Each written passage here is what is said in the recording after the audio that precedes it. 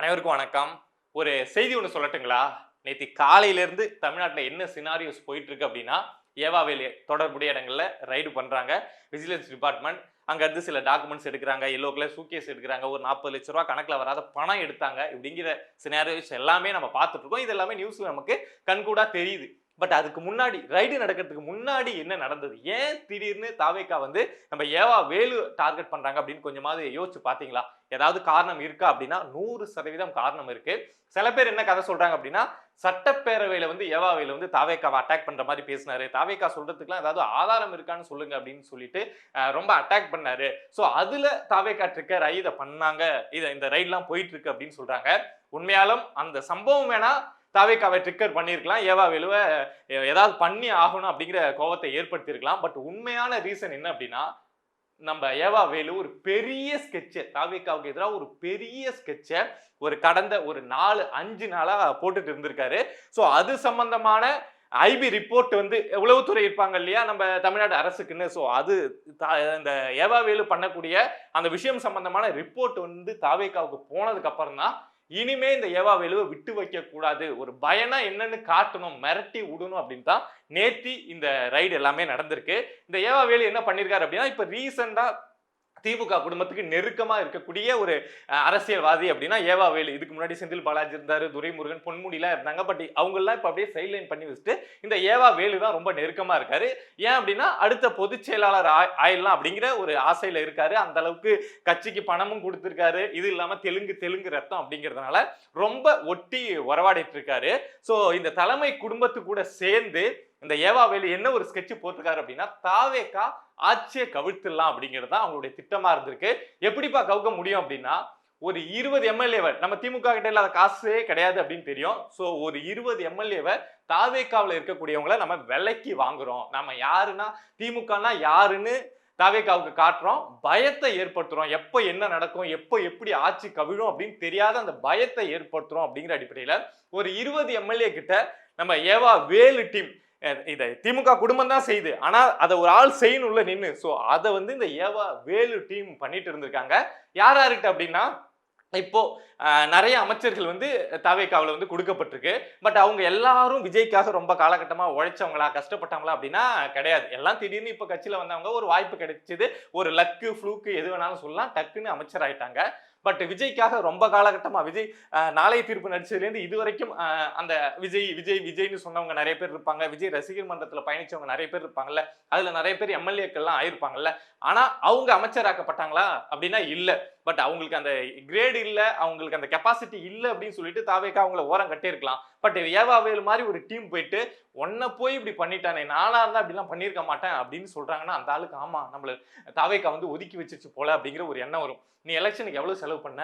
15 கோடியா 20 கோடியா? அதை நான் தரேன். நீ 15 கோடி செலவு பண்ணிதான் 30 கோடியா நான் தரேன். நீ ராஜினாமா பண்ணு, உனக்கு திமுகவுக்கு வா, நான் உனக்கு திமுகவில் இந்த சீட்டு தரேன் அப்படின்னு சொல்லிட்டு ஒரு பெரிய பேச்சுவார்த்தையை ஏவா வேலு மெனக்கிட்டு.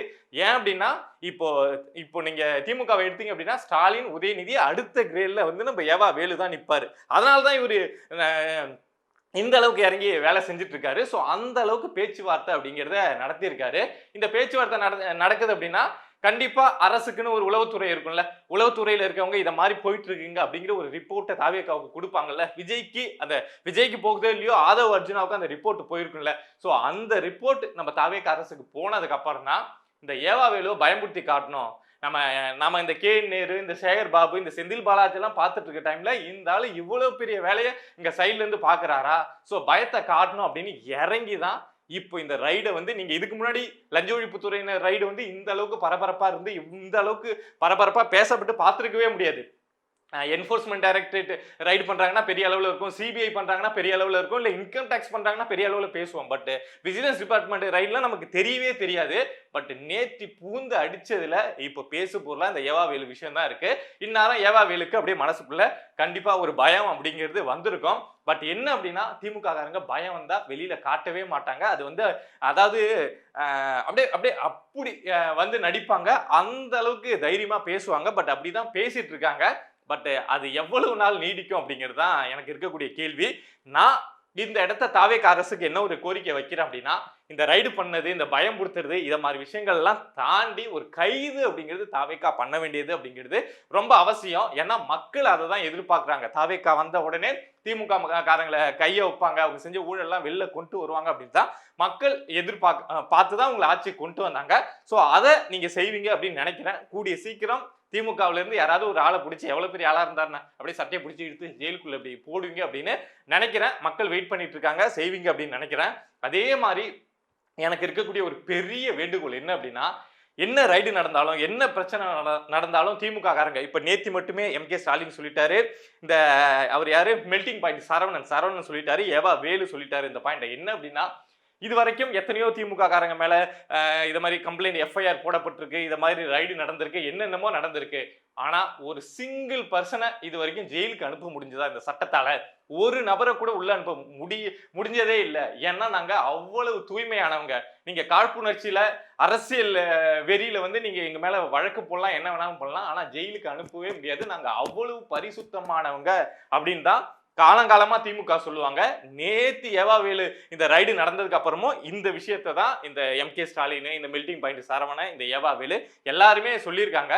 திமுக அந்த அளவுக்கு சுத்தமானவங்களா அப்படின்னா கிடையாது. ஒண்ணு இங்க திமுக ஆட்சி இல்ல அதிமுக ஆட்சி, 2 பேருக்குள்ள ஒரு அண்டர்ஸ்டாண்டிங் இருக்கும். மாறி மாறி முக்கியமான தலைவர்களை நான் கைது பண்ண மாட்டேன், நீ ஏன் முக்கியமான தலைவர்களை கைது பண்ணாதீங்க அப்படின்னு ஒரு அண்டர்ஸ்டாண்டிங்ல போயிருக்கோம். பட் இப்போ ஒரு ஆட்சி மாற்றம் வந்திருக்குல்ல. ஸோ இனிமே திமுக இத மாதிரி வாயை திறக்காத அளவுக்கு, அதாவது திமுகவுல இருந்து ஒரு நபர் கூட ஊழல் செஞ்சு ஜெயிலுக்கே போல அப்படின்னு பெருமை பீத்திக்கிறாங்களா, அந்த பெருமை பீத்தாத அளவுக்கு தாவேக்கா அரசு ஒரு நடவடிக்கை எடுத்து கூடிய சீக்கிரம் அடுத்த ரைடு நடக்கிறப்போ இவங்க இந்த பாயிண்ட பேசக்கூடாது.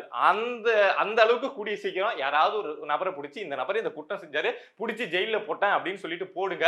ஏவாவேலுவை போட முடியலையா, கொஞ்சம் டைம் ஆகுதா, ப்ராசஸ் எடுக்குதா, எத்தனையோ அமைச்சர்கள் சொத்து குவிப்பு வழக்கு இல்ல வேலை தரேன் அப்படின்னு சொல்லிட்டு இந்த பணம் வாங்கினது, இது மாதிரி நிறைய விஷயங்கள்ல திமுக அமைச்சர்கள் மாட்டிட்டு இருக்காங்க. ஸோ தயவு செஞ்சு அதை செய்யுங்க.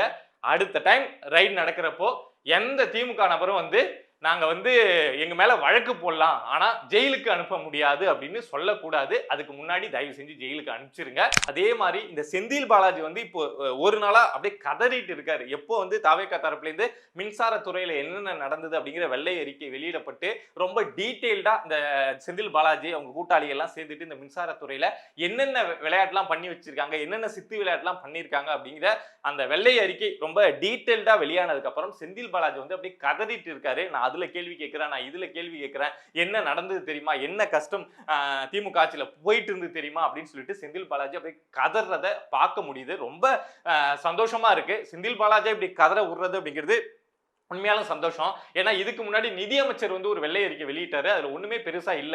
நான் என்னடா இது நமக்கு தெரிஞ்ச கதையை தானே இவர் வெள்ளை அறிக்கைன்னு சொல்றாரு அப்படின்னு நினைச்சிட்டு தான் நேத்து மின்சாரத்துறையில இருந்து சிடிஆர் நிர்மல்குமார் வெள்ளை அறிக்கை வெளியிடுறதுக்காக வெயிட் பண்ணிட்டு இருந்தேன். உண்மையாலுமே டீடைல்டா என்னென்ன பிரச்சனைகள் போயிட்டு இருக்கு, மின்சாரத்துறை தமிழ்நாட்டுல எவ்வளவு பின்தங்கி இருக்கு, இந்த திமுகவும் இந்த அதிமுகவும் சேர்ந்து அதிமுக காலகட்டத்திலேயாவது அந்த வெள்ளை அறிக்கையில பாக்குறப்போ மின்சாரத்துறையில ஒரு டெவலப்மெண்ட் இருந்திருக்கு. பட் திமுக காலகட்டத்தில் சுத்தமா இல்லாம இருந்திருக்கு அப்படிங்கிற விஷயம் எல்லாமே நேத்து எக்ஸ்போஸ் ஆயிருக்கு. ஸோ அது எக்ஸ்போஸ் ஆன உடனே நம்ம செந்தில் பாலாஜியால ஏத்துக்க முடியல. அவ்வளவு சுத்தமான அமைச்சரா இருந்தாராம், ₹1 கூட காசு வாங்காம இருந்தாராம். ஸோ உடனடியா வெளியில வந்து பேசிட்டு இருக்காரு. இவர் வேணா இந்த விஷயத்தை பத்தி பேசிட்டே இருக்கட்டும். அவர் சம்பந்தமா இந்த இடி வழக்கு இருக்குல்ல, இந்த இடி வழக்கு போட போறோம் அப்படின்னு சொன்னாங்கல்ல, ஸோ அந்த விஷயம் இல்ல இந்த டிரான்ஸ்ஃபார்மர் ப்ரொக்யூர்மெண்ட்ல இவர் பண்ண விஷயம், சிபிஐ கேஸ் போட்டாங்கல்ல, ஸோ அந்த வழக்கெல்லாம் கொஞ்சம் வேகப்படுத்தி தமிழ்நாடு அரசு, தாவேக்கா அரசு ஏதாவது சப்போர்ட் பண்ணி நம்ம செந்தில் பாலாஜிக்கும் ஒரு ஆட்டத்தை காட்டி விட்டீங்க அப்படின்னா நல்லா இருக்கும் அப்படின்னு நினைக்கிறேன். அவர் பேசுறதெல்லாம் பார்க்க முடியலங்க, ரொம்ப அப்படியே உத்தம மாதிரி வந்து பேசுறாரா மீடியாவில் உட்காந்து, எரிச்சலா இருக்கு. அதனாலதான் நமக்கு தோணுது இந்த ஆளு வெளியில இருக்கிறதுனால தானே பேசுறாரு, உள்ள தூக்கி போட்டுருங்க, உள்ள தூக்கி போட்டா அவர்கிட்ட உள்ள யார்ட்டையாவது பேசிட்டு இருப்பார்ல அப்படின்னு தோணுது. ஸோ தாவேக்கா செய்வாங்க அப்படின்னு நினைக்கிறேன். வெயிட் பண்ணி பார்ப்போம்.